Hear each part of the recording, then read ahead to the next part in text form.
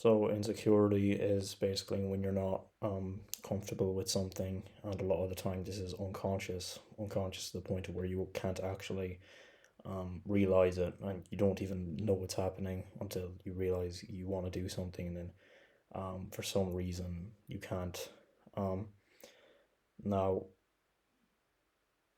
I'm going to explain what I think about it and how I personally kind of deal with it. The thing is, most people aren't even willing to admit that they have insecurity, and the ways in which people deal with it are going to be different. So this might not work for everyone, but it's worked for me, and it's mainly composed of two things. So truth and action. Those are the two main things, and if you just have one part, it's not going to really work because you need to have both parts. So by truth, I mean actually realizing that you're insecure in the first place. You have to be willing to realize it and accept it. And without that, just pure action isn't going to work because you're keeping it all unconscious. And this is just going to cause greater affect to bubble up in the places you least expected or wanted to occur. So you have to be honest with yourself and be authentic. So when I was going to the gym and I started wearing tops like these, I was pretty insecure because I realized it looked like I was being sexually promiscuous by doing this. Um, and it took me both continuing to wear the tops and not surrendering to my fear and insecurity, and also realizing, oh, okay, I just feel this way for this reason, and that's why I don't exactly like it.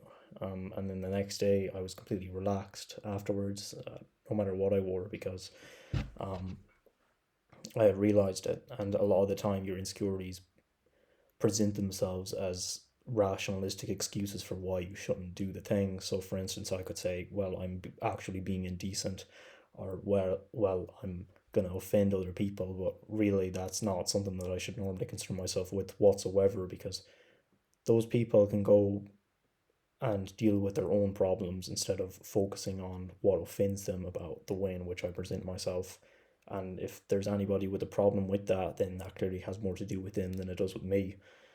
So that's why truth, just acknowledging, realizing it, is the first thing that you need to do.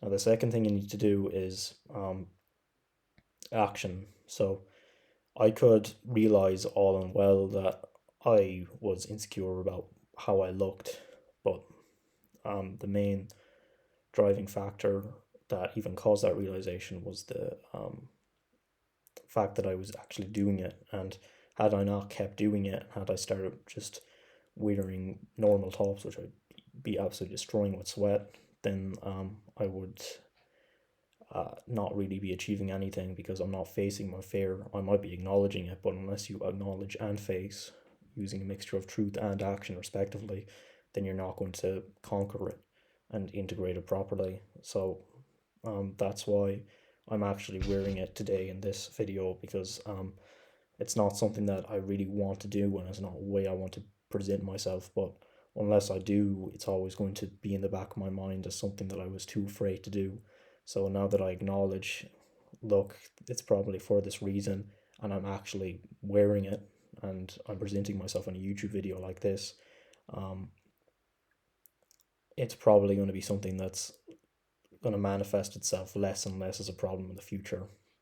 So yeah, those are the two main things: truth and uh, action. So if you have any insecurities, make sure that, well, you're first of all not surrendering to it. So you do the thing despite the insecurity. Even if it's posting online, if it's posting a video of yourself talking, if you're insecure about that, well, first of all, keep doing it. Secondly, recognize the insecurity. The truth will set you free.